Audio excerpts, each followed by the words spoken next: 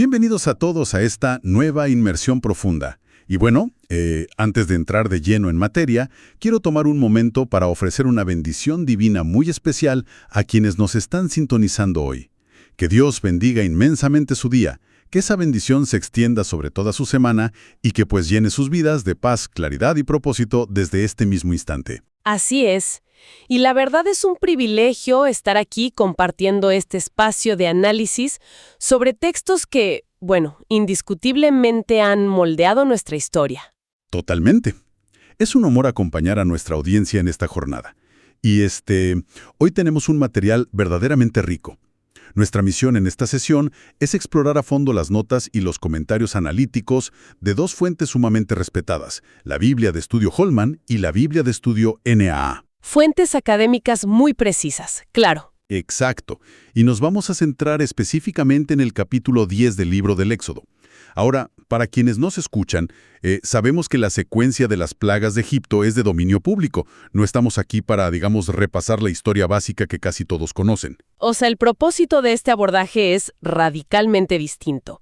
Vamos a adentrarnos en la arquitectura de este conflicto y desglosar las complejidades de la octava y novena plaga. Las langostas y las tinieblas. Así es, apoyándonos exclusivamente en la erudición de estas dos Biblias de estudio.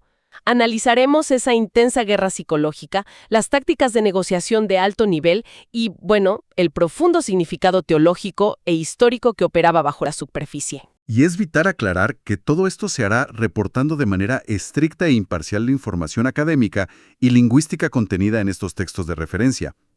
Queremos transmitir el contexto exacto que estos expertos han recopilado. Porque fíjate, las notas de la Holman y la NAE funcionan como una ventana de alta resolución hacia el mundo antiguo. Nos permiten observar esas dinámicas de poder de la época y el choque de cosmovisiones. Es como una clase magistral sobre el colapso de una superpotencia. Desde su propio interior, exactamente. Y el texto nos introduce de inmediato esa idea del colapso. Pero comienza revelando un porqué fundamental.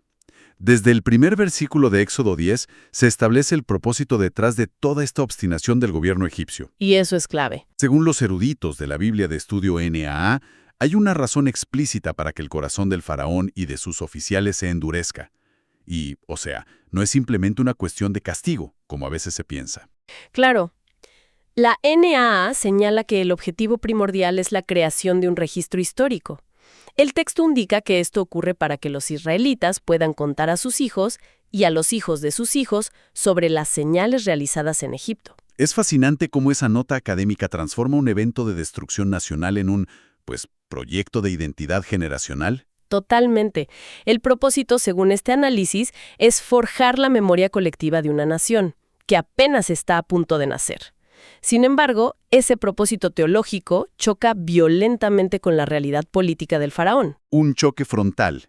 Y es justamente en el versículo 7 donde nuestras fuentes subrayan el primer gran punto de quiebre institucional. Porque hasta ese momento, el faraón y su corte habían mantenido un frente unido. Pero la presión rompe el gabinete. Los propios siervos del faraón, o sea, sus oficiales de mayor confianza, se vuelven contra su política. Culpan a Moisés de ser un peligro o un lazo y confrontan a su líder con una pregunta retórica que es brutal. Le dicen algo así como, ¿aún no sabes que Egipto está destruido? Es un nivel de franqueza rarísimo en las cortes antiguas. Y sobre esto, la Biblia de Estudio Holman aporta un detalle lingüístico sobre el idioma hebreo que de verdad cambia cómo entendemos la psicología de este líder. Ese detalle me voló la cabeza. Es fundamental. La Holman señala que la palabra hebrea que se traduce como «sabes» en esa pregunta no significa simplemente poseer información intelectual, palpable de lo que sucede, y responder de manera apropiada a esa realidad. El faraón tiene los datos estadísticos, claro.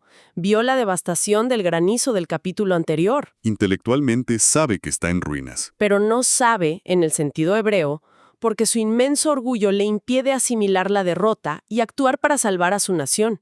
Sus consejeros le piden que alineen su política con la realidad objetiva y él es incapaz. Y esa incapacidad absoluta nos lleva a la primera ronda de negociaciones, que vemos entre los versículos 8 y 11. En un esfuerzo por evitar la plaga de langostas, el faraón manda llamar a los líderes hebreos. Inicia la diplomacia, pero las notas advierten que es una negociación muy coercitiva. Moisés pone sus términos para salir al desierto.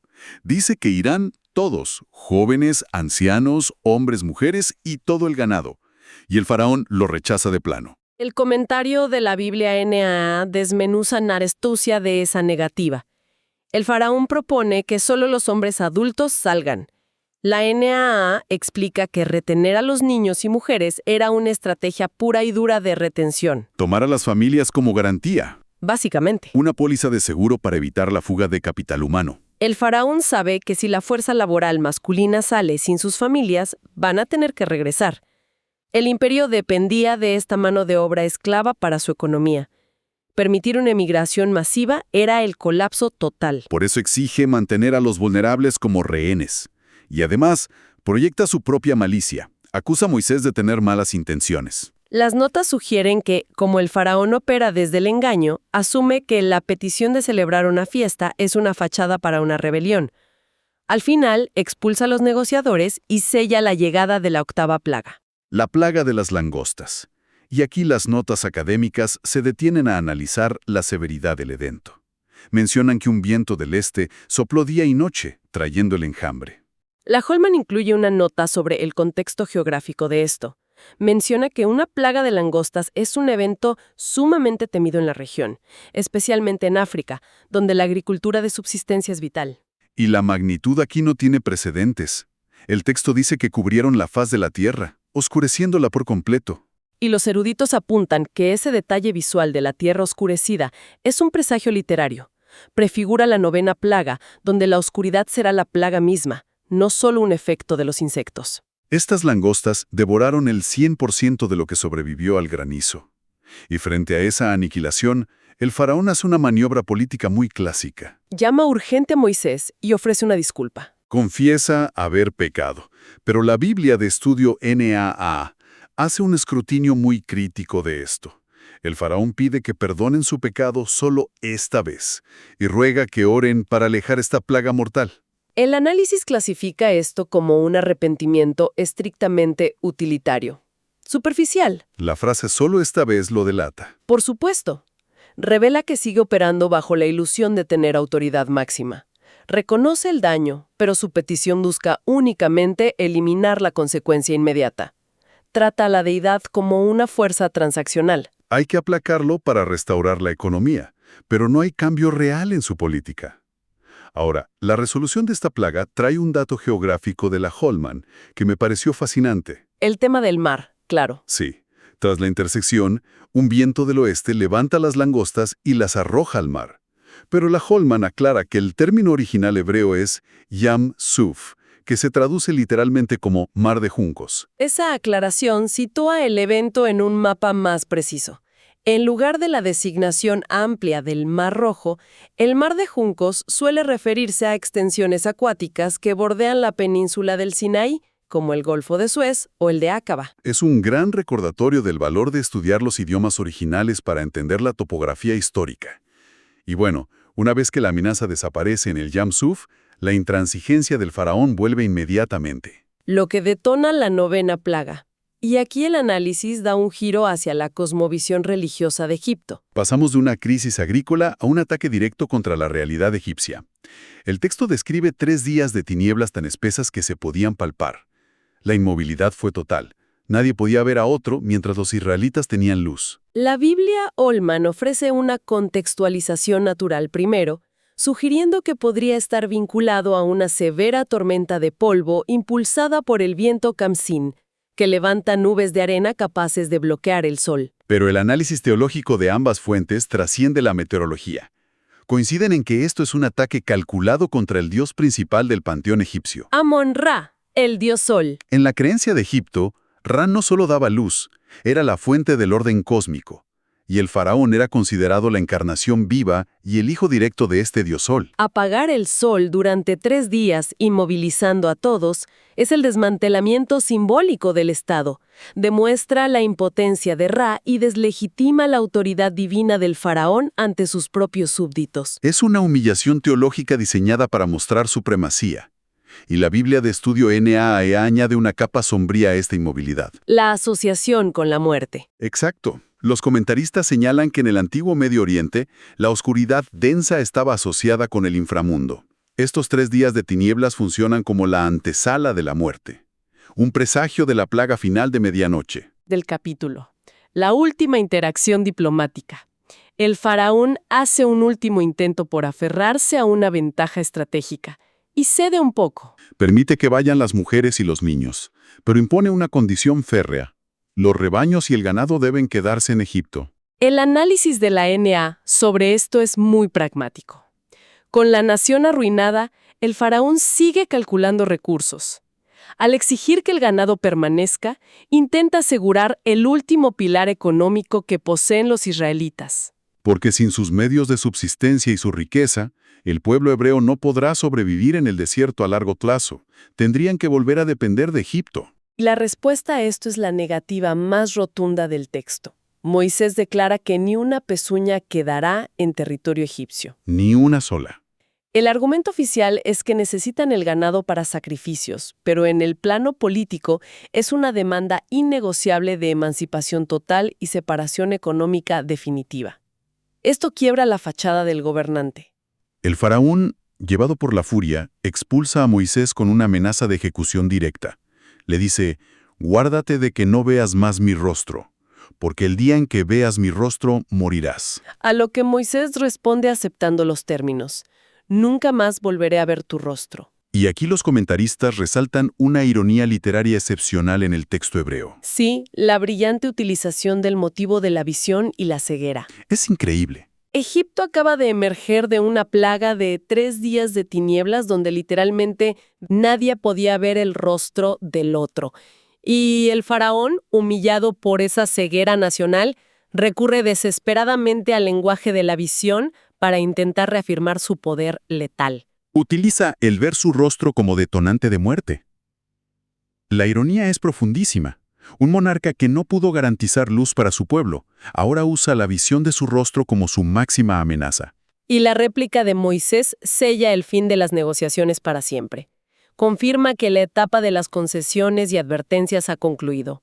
El próximo evento que sacudirá a Egipto no vendrá precedido de audiencias en el palacio. El análisis integral de la Holman y la AEJA demuestra que la narrativa va mucho más allá de un relato antiguo. Al examinar el idioma, la geopolítica y la teología, vemos una disección detallada de la terquedad institucional. Queda expuesto cómo las estructuras de poder, frente al colapso, prefieren hacer concesiones fragmentadas en lugar de aceptar la realidad de una derrota sistémica. Las tácticas de retener a las familias o al ganado son los últimos estertores de un sistema diseñado para mantener el control a cualquier costo. Y al destilar este conocimiento académico, surge una reflexión que conecta estos textos con fenómenos muy actuales, una idea que trasciende este episodio histórico. Así es, porque el comportamiento del liderazgo egipcio aquí es quizás uno de los primeros registros de lo que en psicología moderna llamamos la falacia del costo hundido. Es un concepto fascinante para dejar en la mente de quienes nos escuchan hoy. Observamos a un gobierno que perdió cosechas, infraestructura, lealtad y validación de sus dioses, y en lugar de cortar sus pérdidas, decide seguir invirtiendo en el error original por todo lo que ya sacrificó. Y la pregunta provocadora que nos dejan estos textos y que queremos compartir con nuestra audiencia es ¿de qué manera, en la vida moderna, las personas o instituciones imitan estas tácticas? ¿Cuántas veces prefieren llevar un sistema disfuncional hasta la aniquilación total, intentando retener el ganado o a los niños simplemente porque el costo emocional de admitir la derrota y cambiar de rumbo se percibe como demasiado alto? Es una reflexión muy poderosa. Y frente a esa falacia destructiva, la respuesta del texto bíblico es la construcción de una memoria generacional. Registrar la historia para no repetir la tiranía. Una lección milenaria que, gracias a la erudición de fuentes como la Na y la Holman, nos sigue ofreciendo una claridad asombrosa sobre la naturaleza humana. Agradecemos profundamente a quienes nos acompañan en este espacio por su tiempo y curiosidad en cada análisis. Y para concluir nuestro encuentro de hoy, nos despido recordando y afirmando con convicción que Dios bendice a todos los oyentes.